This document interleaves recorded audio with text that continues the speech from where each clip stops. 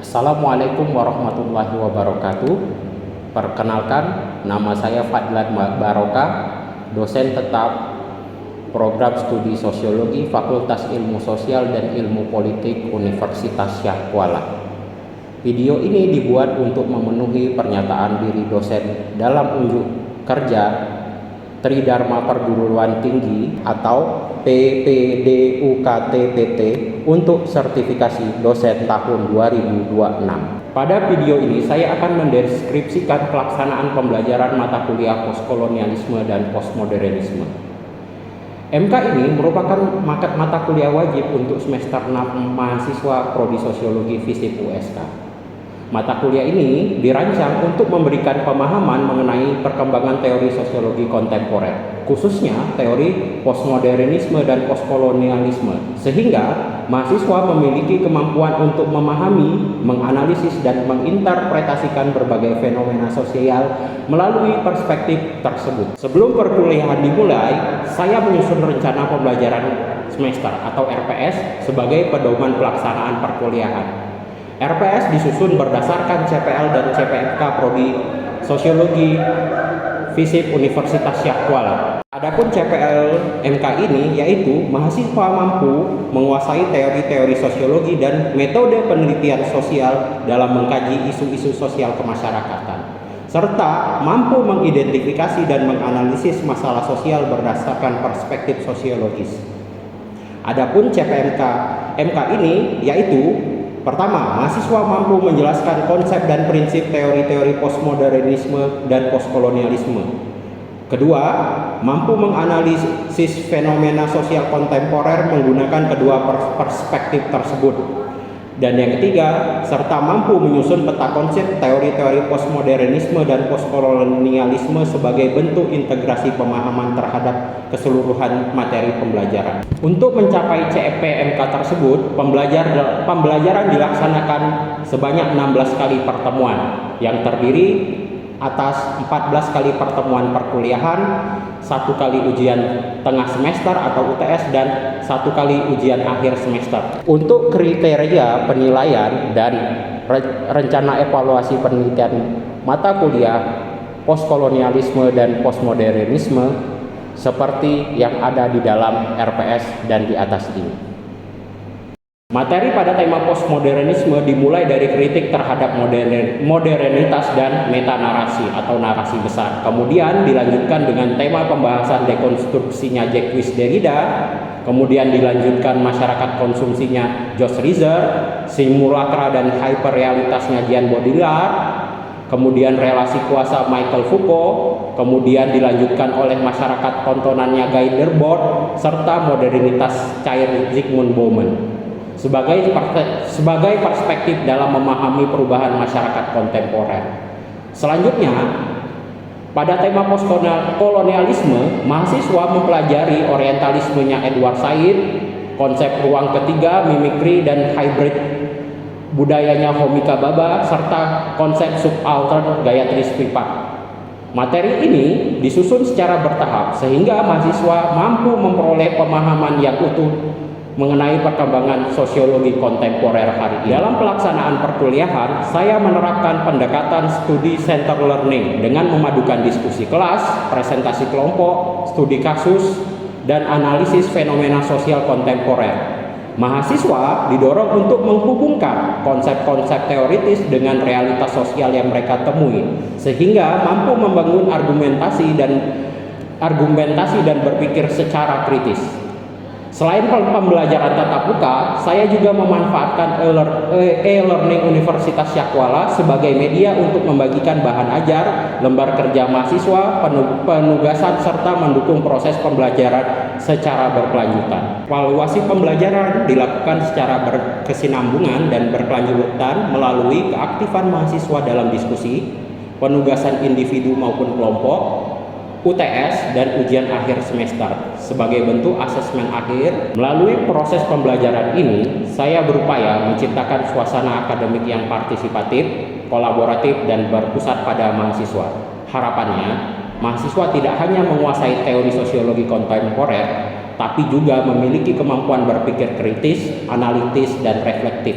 dalam memahami serta menjelaskan berbagai persoalan sosial dan fenomena sosial yang berkembang di masyarakat hari ini. Berikut adalah video praktek mengajar saya bersama mahasiswa di kelas. Selamat menyaksikan. Assalamualaikum warahmatullahi wabarakatuh. Waalaikumsalam warahmatullahi wabarakatuh. Oke, gimana kabarnya kawan-kawan? Sehat? Sentosa? Alhamdulillah sehat. Ada di FYP kalian trending berita apa sekarang di TikTok kalian? Terus apa lagi kira-kira? Piala Dunia siapa yang menang? Bukan Argentina. Oke, selamat datang kawan-kawan di mata kuliah Posko dan Posmo. Hari ini kita akan melanjutkan pertemuan-pertemuan sebelumnya dengan tema relasi kuasanya, konsep dari Foucault. Sebenarnya Foucault sudah kita temui tokoh ini di MK teori paradigma kritis. Di sana kita bahas bagaimana pengetahuan itu sebenarnya diproduksi oleh siapa? Oleh individunya dan yang punya kepentingan. Terus juga kan di sana Foucault membahas bahwa pengetahuan itu ada genealoginya. Apa itu genealogi? Genealogi itu secara langsung itu berkaitan dengan bagaimana akar pengetahuan. Bahwa pengetahuan itu tidak tiba-tiba lahir kayak wahyu gitu, tapi berakar. Misal Posmo itu kan lahir dari teori kritis mazhab Frankfurt. Mazhab Frankfurt pun itu kan sebenarnya akarnya dari mana sih? Ya tetap mereka menggunakan pendekatan kritisnya Marx. Oke, sampai sini ada yang ingin ditanyakan sebelum kita lanjut ke pokok pembahasan tentang relasi kuasa hukum? Sebenarnya di sini kita akan bahas itu secara lebih spesifik terkait bagaimana pengetahuan dengan kekuasaan itu saling berkaitan dan berhubungan erat. Sebagai contoh, kalian pernah lihat atau pernah yang kita alami di perguruan tinggi atau di kampus kan banyak sekali terkait apa? Bagaimana satu seorang dosen melakukan pelecehan seksual terhadap mahasiswi. Salah satu cara untuk melihat bagaimana kasus pelecehan seksual itu terjadi dengan teori relasi kuasanya Foucault ini. Kok bisa? Kan di sini dilihat relasi kuasa.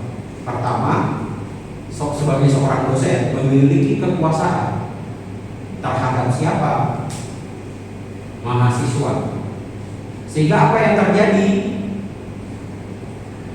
Mahasiswa itu posisi tawarnya terhadap dosen menjadi lemah. Dan terkadang ada aja dosen atau oknum dalam hal ini yang memanfaatkan relasi kuasanya itu untuk kepentingan apa? Pribadinya dia. Oke, sebelum itu kita akan belajar dulu, kita pahami dulu konsep relasi kuasanya Foucault ini. Oke ya. Kita ngomong tentang Foucault itu kan terkait ejaan. Kita ngomongnya Foucault itu Foucault dan lain-lain. Padahal kalau saya sendiri awalnya mengejanya seperti itu, tapi namanya lazim disebutnya Michael Foucault. Siapa sih Foucault ini? Foucault ini ya satu, dia filsuf yang mempelajari apa sih terkait sosial, khususnya terkait apa sih? Analisa kekuasaan, pengetahuan dan subjektivitas. Dan ini yang kita pelajari di semester kemarin terkait apa? Arkeologi pengetahuan. Arkeologi pengetahuan itu berbicara tentang bagaimana pengetahuan itu diproduksi dan pengetahuan itu berakar dari pembahasan-pembahasan sebelumnya. Tidak lahir dari ruang hampa bahasanya. Nah, bagi Foucault Pengetahuan itu dibentuk oleh kekuasaan dan politik.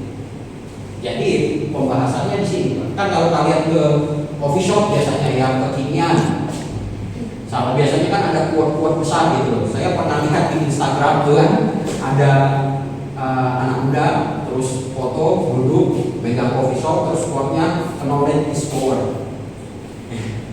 Itu asalnya dari sini quotes-nya itu knowledge is power itu pengetahuan adalah kekuasaan, maksudnya itu.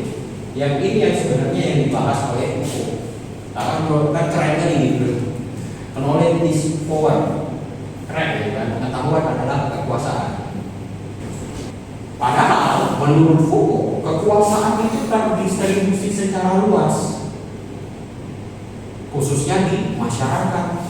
Bukan hanya kekuasaan itu sebagai bentuk yang kaku, tapi cair. Nah, ini yang menjadi kuncinya. Menurut Foucault, kekuasaan itu bukan sesuatu yang dimiliki oleh individu atau kelompok tertentu, tapi sebuah jaringan dan hubungan yang terbentuk di masyarakat. Dan dia mengkritik bahwa apa? Bahwa kekuasaan itu bukan sifatnya yang tradisional. Sebagai contoh, siapa yang di sini fansnya K-pop? Kakak siapa idolanya? Betul, siapa idolanya? Saya drakornya, Pak. Drakornya. Oh, saya yang belum ikutin. Yang lain siapa? NCT. Oh, nggak tahu saya.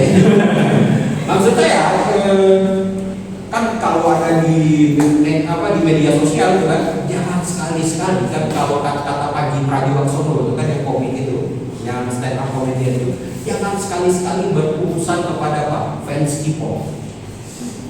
Kenapa? Bisa ruwet kan? Diserang, dihantam habisan gitu. Khususnya di media sosial, sampai bahkan ada yang tutup kolom komentar, ada bahkan yang diaktif akun gitu kan. Sampai di sini Foucault itu mengkritik bahwa pemahaman tradisional tentang kekuasaan hanya melihat kekuasaan dalam konteks institusi. Institusi ini seperti mana? Contohnya negara atau dalam hal ini gereja ataupun kelompok elit kekuasaan.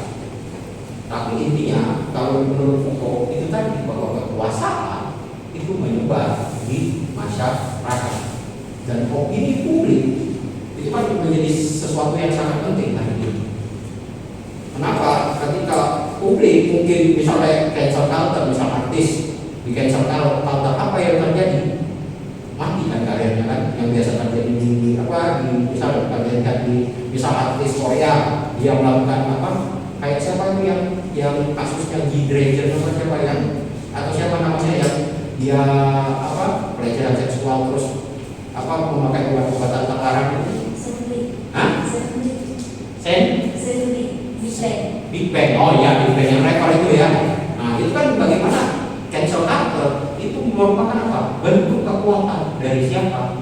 Netizen. Oke, sampai di sini ada yang ditanyakan lebih jauh? Ada atau tidak? Kalau lanjut lagi atau bentuk kekuasaan? Contoh kekuasaan itu misal di masyarakat, misal kayak supporter bola.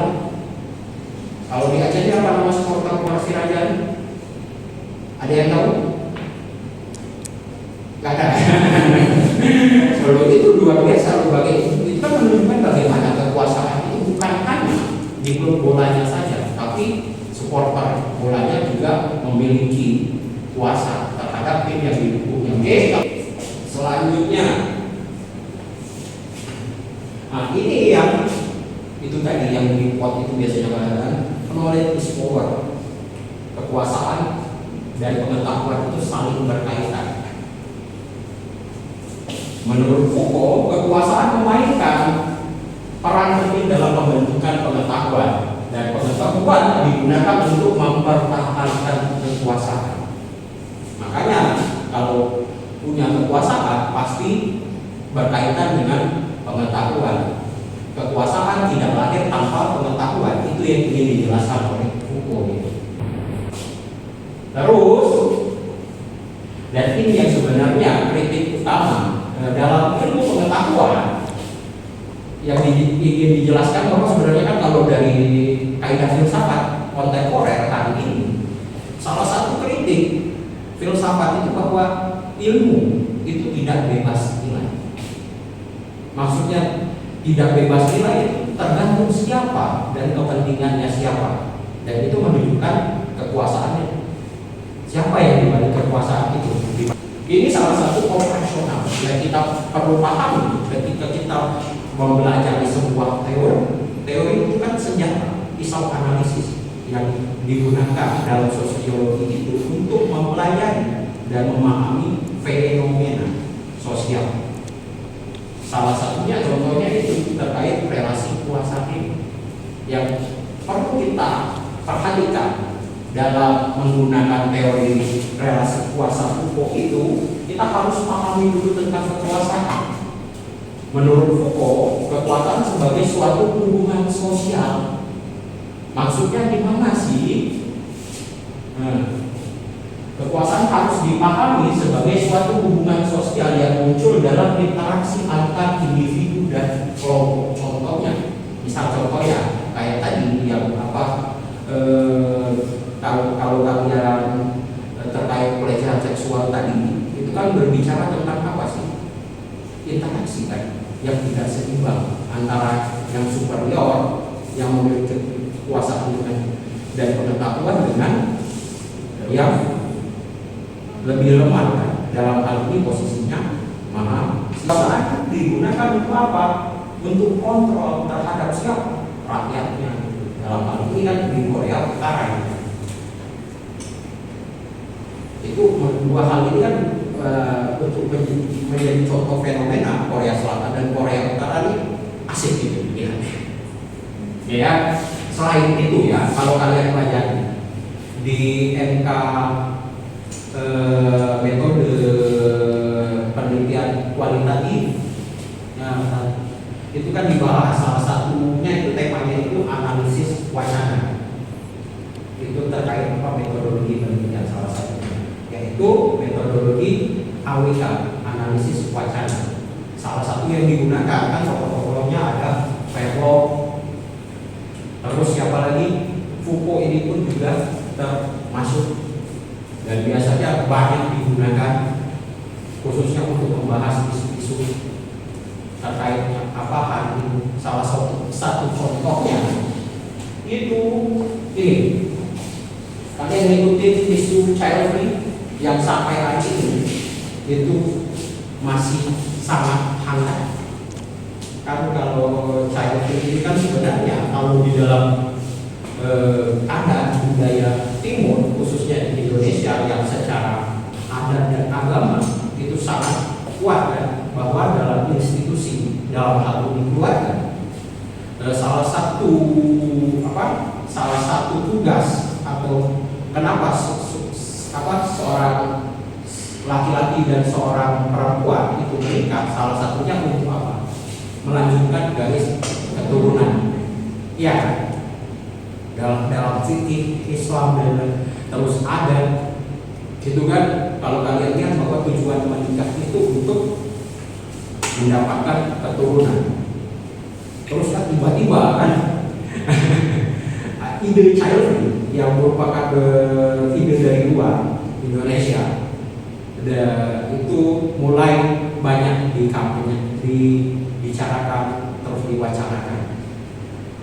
Kalian ikutin nggak sih kasusnya atau wacananya antara salah satunya ini Gita Savitri dan Sinta Laura? Pernah ngikutin? Ada yang gimana Kak? Apa yang terjadi terkait wacana ini? Kalau yang dari tadi dia bilangnya pidana, menurut dia sekarang populasi terlalu banyak, jadi cukup orang ini aja, jadi mulai populasi. Tapi kalau dari Cinta Laura ini dia kenapa didukung sama netizen, karena cara dia memberi komentar dalam media sosial itu terus rapi ya. Oke. Ada yang lain? Ada yang lainnya juga ngikutin? Oke, kita bahas dulu ya. Siapa sih menurut kalian kita bahas dari Gita Savitri ini dulu. Gita Savitri ini siapa sih? Silakan Anda katakan atau yang ikut follow di Instagramnya atau TikToknya atau di YouTube-nya Gita Savitri. Siapa? Siapa? Silakan. Ada yang tahu dan mungkin fanbase garis kerasnya Gita Savitri. Ya silakan. Saya tahunya dia punya podcast, Pak. Podcast. Karena dia kuliah di luar negeri. Kuliah di luar negeri. Oke. Yang lain? Ada yang mungkin ingin tambahkan ingin menambahkan terkait informasi Gita Savitri ini siapa? Bukan saya dia, Pak. Ya, ada informasi dia. Is a day of my life gitu ya, explore gitu ya, random ya, dan mungkin dia juga selebgram dan pernah di dalam kontennya itu dia berbicara tentang pilihan untuk dia berbicara dengan suaminya itu yang Paul Partoha gitu ya, untuk memilih child free. Salah satu alasan dia yang saya telusuri itu karena dia memiliki kenangan yang buruk pola asuhnya itu, sehingga dia memiliki trauma mungkin, sehingga tidak memilih dan atas kesepakatan bersama dengan suaminya untuk memilih child free. Mereka menikah tapi tidak memiliki anak. Dan cinta Laura ini sama juga seperti Gita Savitri yang bicara tentang apa sih? Child free. Kalau menurut penelusuran saya, ide atau pilihan child free-nya si Cinta Laura ini dari podcastnya dengan, seingat saya itu dengan A6, Anang Hermansyah dan lain-lain. Kalian nanti bisa akses. Ini wacana saya memilih dan ekspektasi di sini netizen studi kasus Gita Savitri Cinta Laura dalam konteks budaya Indonesia. Dan ini teorinya itu pakai AWK Nafuko, analisis wacana kritisnya Kodian. Oke, bisa kalian akses dan open akses di Jurnal Sosiologi Agama Islam. Ada yang tahu nggak kenapa responnya berbeda antara kita Salaf? Kan kita ini pelaku semua, netizen semua, yang keyboard warrior semua, senjata kita kan keyboard. Kenapa sih? Apa yang membuat berbeda antara Gita Savitri, wacana child free-nya Gita Savitri dengan wacana child free-nya Cinta Laura kok berbeda? Kalau kita Laura itu dia lebih ada niatan untuk adopsi. Sedangkan Gita Savitri dia nggak bilang untuk adopsi. Jangan putus, ada bahasa baru, jangan putus. Bisa jadi. Berarti yang Cinta Laura ini lebih netral dan dia punya peluang untuk mengadopsi anak. Saya perspektif sebagai seorang laki-laki, bisa jadi nanti kan ketika Anda menikah tiba-tiba cara berbeda gitu kan. Kalau menurut saya, pengalaman saya, mengapa dari kedua wacana free dari Gita Savitri dan Cinta Laura, mungkin dari kedua mereka tersebut memiliki cara pandangan yang berbeda-beda terkait dengan child free. Jadi dengan pandangan siapa yang pandangan Cinta Laura mengatakan seperti ini, dan pandangan dari Gita Savitri juga mengatakan pendapatnya yang lain, itu mungkin saja menurut pandangan netizen juga berbeda gitu, dan berbeda cara pandang netizen terhadap pandangan dari mereka berikan gitu, Pak. Oke, berarti dari awal dari cara pandang dan cara menyampaikan ide child free-nya sudah berbeda, sehingga netizen pun menyambutnya secara berbeda. Oke, benar. Yang pertama dilihat itu tadi betul yang dikatakan oleh Bang Faisal, itu terkait idenya, diskursus wacananya berangkat dari mana? Pertama, kalau yang tadi Gita Salaf kan, di salah satu alasan dia memilih child free itu karena trauma masa lalu, mungkin pola pengasuhan orang tuanya itu membekas dan memberikan trauma ke dia. Terus ini juga terkait ideologi. Sebenarnya kan wacana yang dibawa oleh Cinta Safitri dan Cinta Laura terkait child free itu kan ada ideologi. Apa sih menurut kakak? Apa ideologi yang ingin disampaikan oleh Cinta Laura ataupun Cinta Safitri? Terserah kakak yang mau pilih Cinta Fitri, Cinta Laura atau Cinta Safitri. Menurut kakak apa ideologi yang dia ingin sampaikan? Mungkin kalau semua orang kan dia kan capek, dia kan pengen maksudnya banyak anak-anak di Indonesia ini yang kurang perhatian gitu kan. Jadi kan mungkin masih mau ngadopsi gitu Pak. Kalau yang lain, kalau yang ditasap, menurut kalian gimana ideologinya?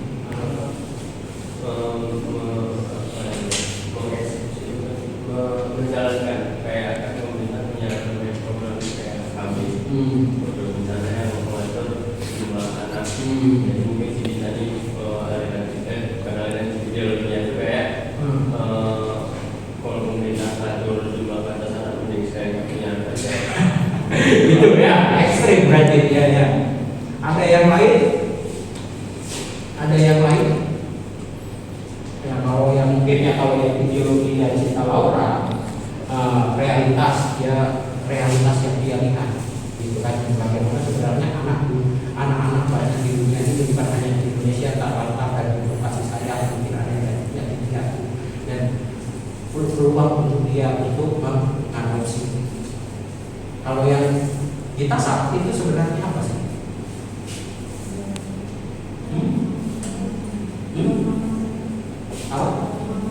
Trauma masa lalu, dan secara langsung sebenarnya ideologi yang yang diusung atau ditasap ini itu kan sebenarnya yang eksklusif khusus dia saja.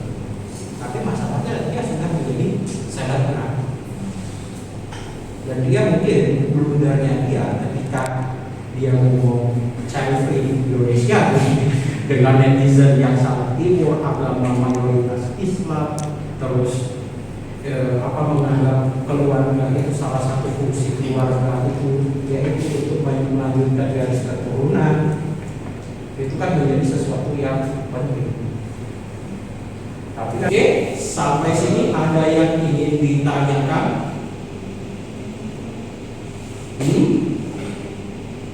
Cukup? Oke, baiklah. Kita tutup sampai di sini. Terima kasih atas perhatiannya. Ketemu lagi di minggu depan. Mohon maaf atas segala kesalahan dalam penyampaian. Saya akhiri. Assalamualaikum warahmatullahi wabarakatuh. Waalaikumsalam warahmatullahi wabarakatuh. Demikianlah video pengajaran MK Postkolonialisme dan Postmodernisme. Semoga bermanfaat bagi mahasiswa dan diri saya pribadi. Terima kasih.